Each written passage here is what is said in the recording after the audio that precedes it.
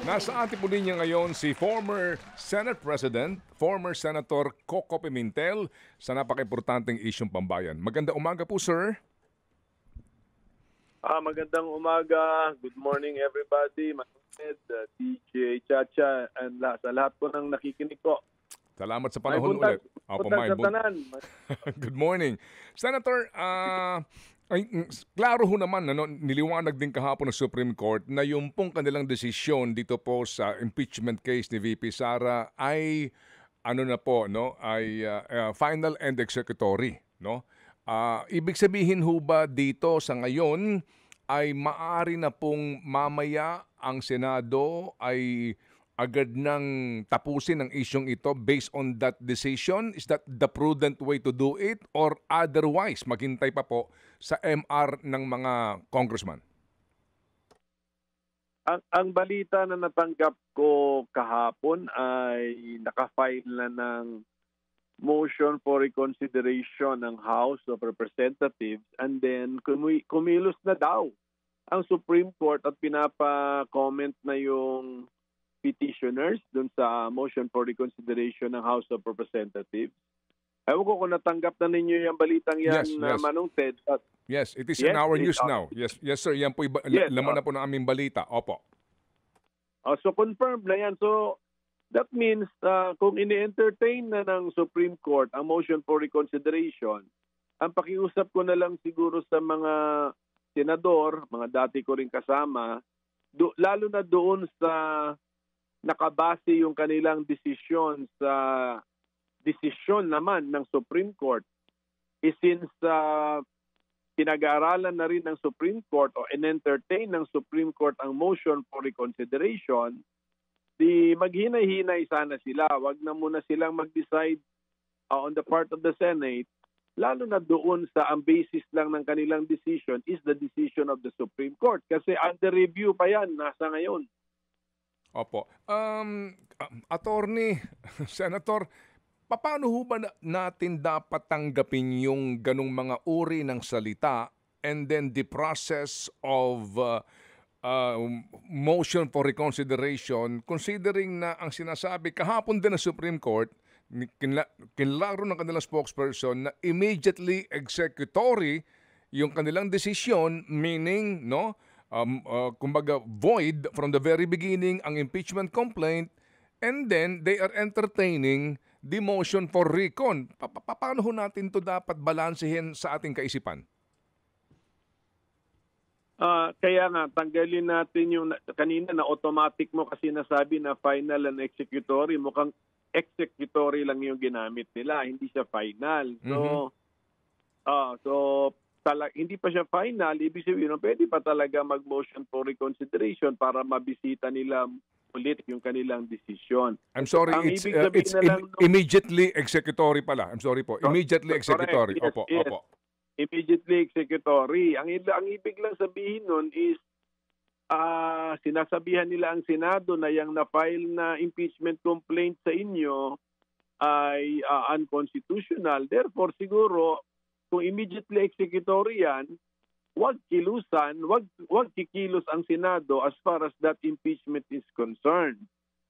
Pero kung ako naman ay senador pa ngayon, pipigilan ko rin ang isang formal declaration na dinidismiss na namin ang impeachment complaint kasi nga hindi pa siya final, subject siya sa motion for reconsideration.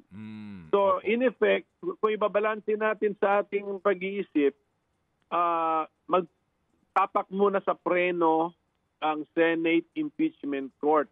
Tumapak muna kayo sa preno kasi immediately executory ang finding ng court na unconstitutional yung na-file na impeachment case sa inyo. Pero tapos na ba yan? Yan na ba yung final say ng Supreme Court? Hindi pa.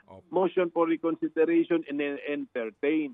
Kaya ulitin ko yung sinabi ko kanina, kung meron man na senador na ang kanyang decision ay sasabihin niya, ipapaubaya ko ang aking decision sa desisyon ng Supreme Court.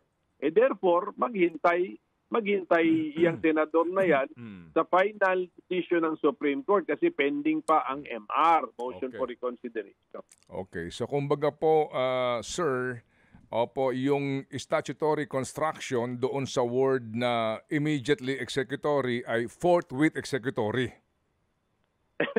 Tama. Oo, pero hinay-hinay lang din. Okay. Basahin lang din Okay doon.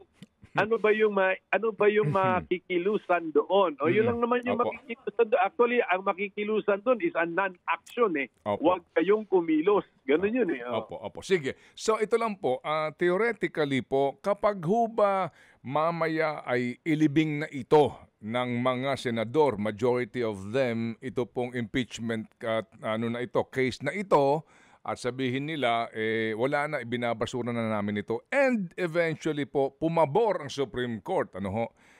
Sa pamamagitan po ng anumang pong milagro na mangyayari sa Padre Faura, pwede ba bang buhayin itong impeachment complaint nito? Paano po yun? Magiging ano pong proseso, Senador? Yun na nga. Yun na nga. Mas mahirap ngayon yung gawin, di ba? Kaya nga ang pakiusap na lang natin, kung ang decision ng isang senador, judge, ay binabase niya sa Supreme Court decision na under review, kasi mayroong motion for reconsideration, ang pakiusap natin doon sa senator, judge, huwag ka na muna mag-final decision na dinidismiss mo na ang impeachment complaint kasi mayroong pang posibilidad miracle na ma-reverse ang 13-0 yata, 13 votes na decision. Pero depende naman yan kasi medyo marami ang may mga puna may mga observation against that decision So marami rin sumuporta pero marami rin ang nakapuna na medyo may mga assumptions doon na hindi factually correct. So kung doon nakaangkla ang desisyon, therefore apektado mismo yung final conclusion, hindi ba? So dito sa kasong ito, baka magkaroon nga ng miracle. Opo. At naniniwala ho ba kayo sa sinasabi po mismo ni former Chief Justice Renato Puno, sir, na nagdagdag ng panuntunan ng Supreme Court doon sa provision ng saligang batas doon sa second mode of impeachment? Yung 1/3 votes lamang kinakailangan and immediately forthwith mag-proceed ng trial. Oo nga kasi ang gusto ng Supreme Court pasagutin pa yung respondent kahit 1/3 na ang nagsabi na if mag-trial na tayo sa Senado, pasagutin pa doon sa House. Wala na po sa Constitution yan. Tapos ito nga ang nakakabahala, yung articles of impeachment na sabi ng Constitution, pagka 1/3 na ang nakapirma sa verified complaint, ito na mismo ang articles of impeachment. Ang ginawa ng decision, trinato niya itong draft articles of impeachment. Ang layo na po nun sa Constitution, ginawa niyang draft. Hindi na yun draft, sabi ng Constitution, yun na yun, ang articles of impeachment. So, tama po yung observation na marami atang detalye na pinasok itong desisyon na hindi natin mahanap sa Constitution. Kaya nga, ang pakiusap natin sa Supreme Court, please review, reconsider your decision kasi wag natin i-micro, although aminin ko na merong regulations ang impeachment process na nasa Constitution, wag naman natin i-micro-manage ang impeachment process lalo na sa level ng House. Kasi nga, kung ang mga gumawa ng rules na micro-rules ay mga impeachable officials themselves, baka hindi po appropriate yon. Kasi lalo na kung ang ending ay mas pinahirapan ang impeachment process. Opo. And sir, kung talaga pong wala na pong pagbabago sa hatol ng Supreme Court, at may paniwala nga po na mukhang nagkamali ang kataas-taasang hukuman, yun na po, yun talaga, wala na po tayong magagawa.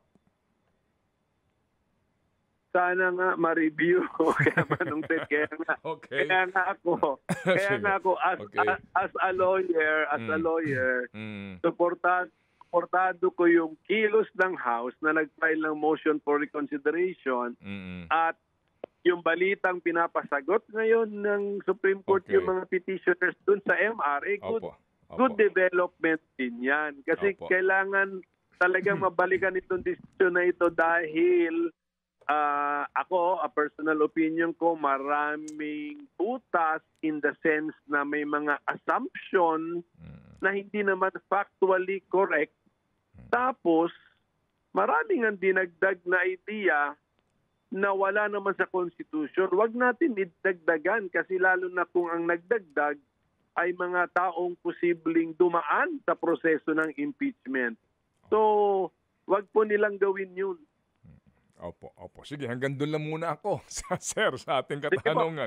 So abangan, Sige po, opo, abangan natin mamayang gabi kung ito ba'y paglalamayan muna, kung baga hihintayin na lang ang desisyon o agad na pong i-cremate itong impeachment complaint.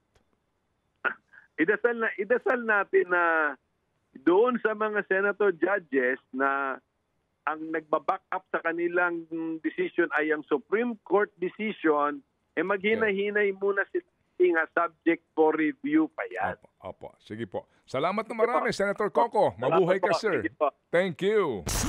FM